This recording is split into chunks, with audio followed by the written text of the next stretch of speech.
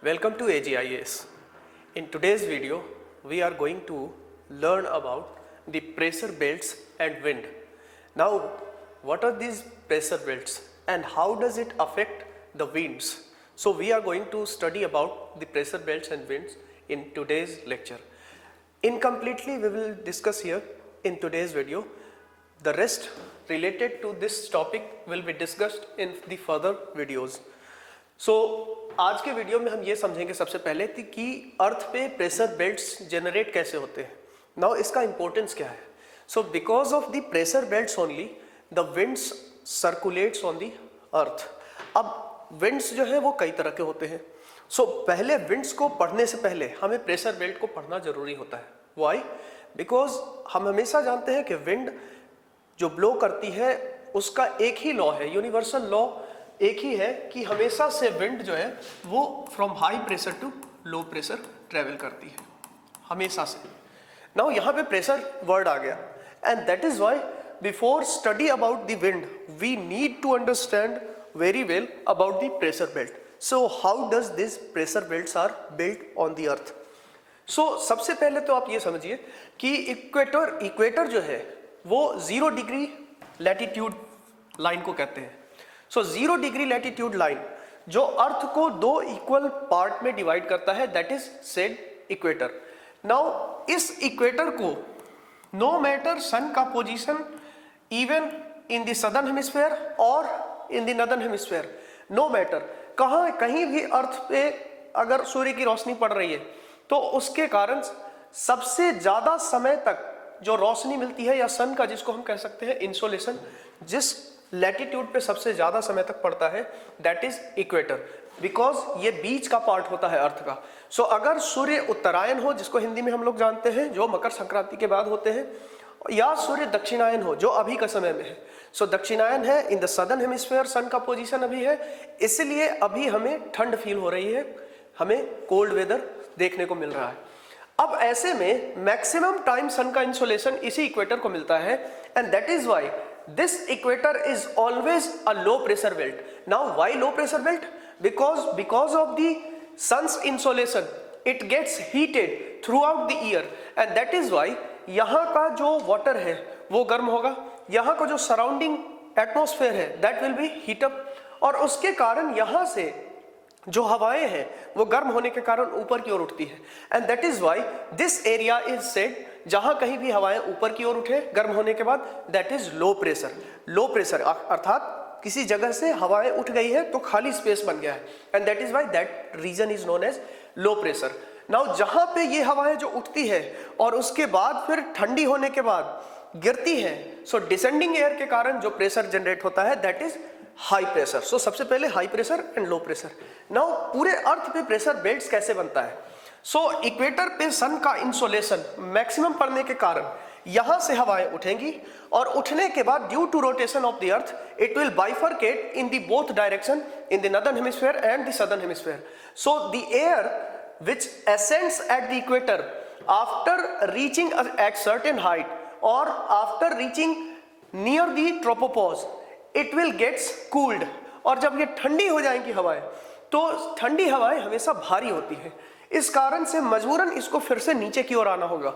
But इस procedure में हवाएं कुछ लंबी दूरी तय कर लेती हैं और इस कारण से यहां से ऊपर उठी हुई हवाएं due to rotation of the earth दोनों साइड में बिखर जाती हैं और फिर ठंडी होने के बाद यहां कहीं आकर ऊपर से डिसेंड होती है, यहां से उठती है और फिर आगे जाकर के यहां पे डिसेंड होती है. जिस एरिया में ये हवाएं ठंडी होने के बाद डिसेंड होती है वहां पे कौन सा प्रेशर बेल्ट बनेगा? High pressure belt. So this area is known for sub tropical high pressure belt. This area is known as sub tropical high pressure belt. Sub tropical high pressure belt because air descends here after ascending from the equator or equatorial region. The air descends in this region. Similarly, in the northern hemisphere, this area is known as subtropical high pressure belt. ये हमेशा से low pressure रहेगा. This equator will always be a low pressure region. Low pressure. Why? Because sun का insolation equatorial region में maximum पड़ता है। Now यहां पे हाई प्रेशर रीजन से हवाएं जब एक बार डिसेंड कर गई, उसके बाद ड्यू टू टेरेस्ट्रियल रेडिएशन लगातार संपर्क में रहने के कारण फिर यहां से हवाएं जो है यहां की ओर जब ट्रेवल करेंगी, तो इतना ट्रेवल करते हुए या इस बीच की हवाएं जो है after getting certain temperature from the sun, again ये हीट इनको हीटअप होगा और ये हवाएं फिर से यहां से ऊपर की ओर उठेंगी। सो इस रीजन में जहां से ये हवाएं यहां, क्योंकि मजबूरन इक्वेटोरियल रीजन से हवाएं यहां पे डिसेंड कर रही थी, सो हाई प्रेशर बेल्ट, अब यही हवाएं यहां से चलते हुए जब तक यहां तक आएंगी फिर ये हीटअप हो जाएंगी, गर्म हो जाएंगी और उस कारण से इन हवाओं को मजबूरन ऊपर उठना होता है। सो इस कारण से जब ये हवाएं फिर से ऊपर की ओर उठती है तो उस कारण से यहां पे लो प्रेशर जनरेट होता है, and that is why this region is known as sub polar low pressure belt. अब हम सब ये जानते हैं कि इक्वेटर जिस तरह से सन के इंसोलेशन मैक्सिमम मिलने के कारण इक्वेटोरियल रीजन जिस तरह से लो प्रेशर बेल्ट के लिए जाना जाता है, ठीक उसी तरह से पोलर रीजन जो है वो हमेशा से जाना जाता है हाई प्रेशर के लिए, बिकॉज पोलर एरियाज में सबसे कम सन का इंसोलेशन मिलता है और इस कारण से इंक्लाइंड सन रेज होता है, प्लस में यहाँ पे 6 महीने के दिन 6 महीने की रात होती है।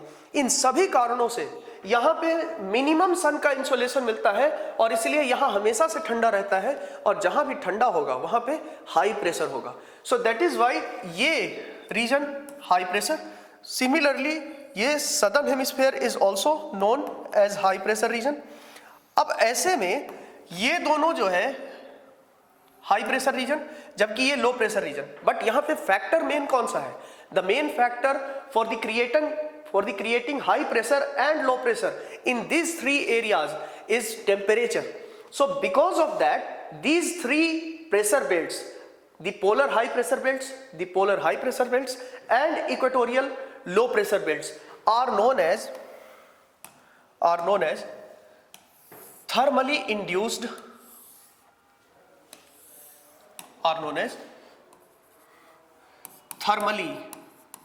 because the main factor is temperature, thermally induced pressure belt.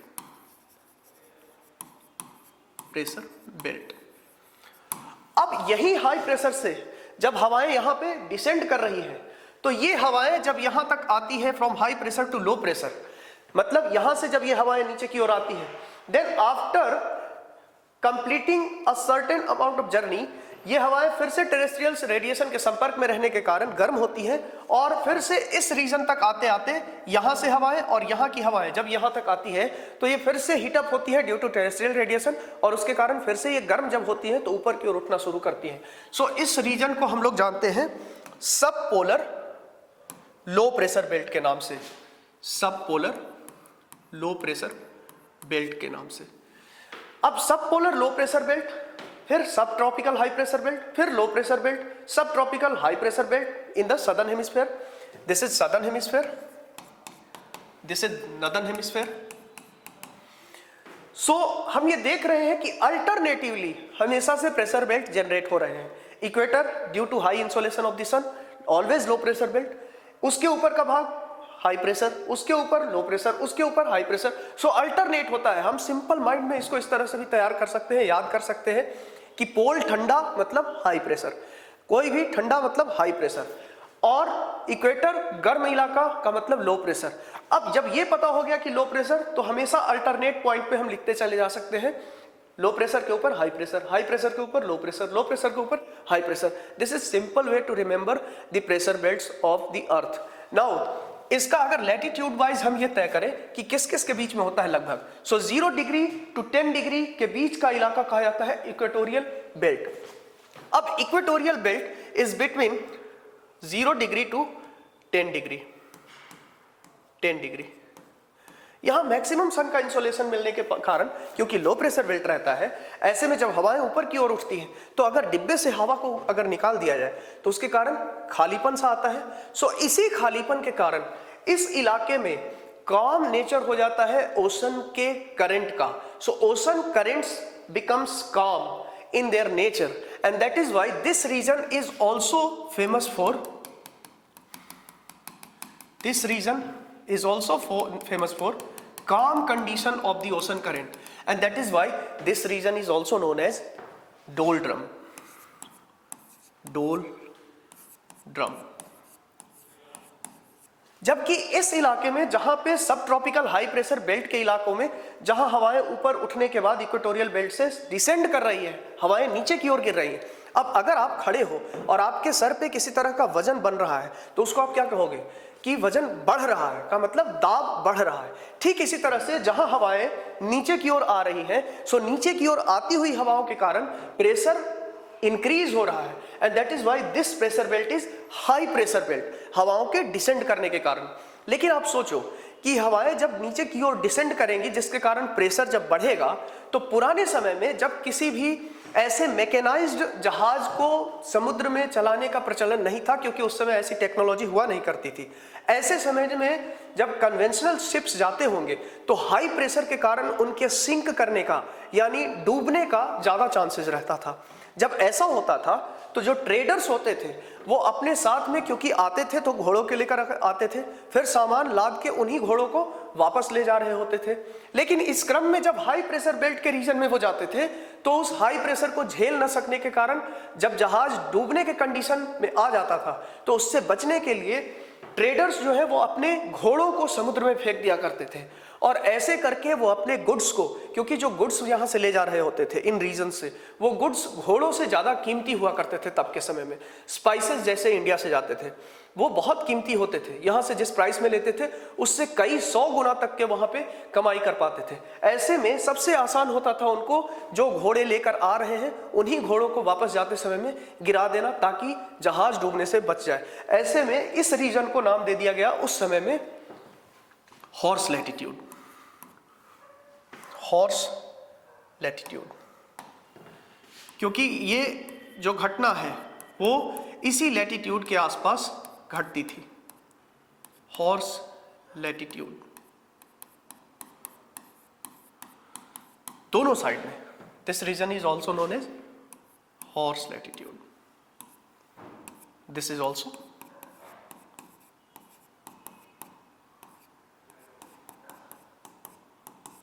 Now ये वाला सब पोलर लो प्रेशर बेल्ट, क्योंकि यहां पे फैक्टर जो है वो हवाओं के ऊपर उठने के बाद यहां से जो डिसेंड हुई है हवाएं, यहां से नीचे से यहां तक जब गई तो फिर से गर्म हुई और उसके बाद हवाएं ऊपर उठ रही हैं।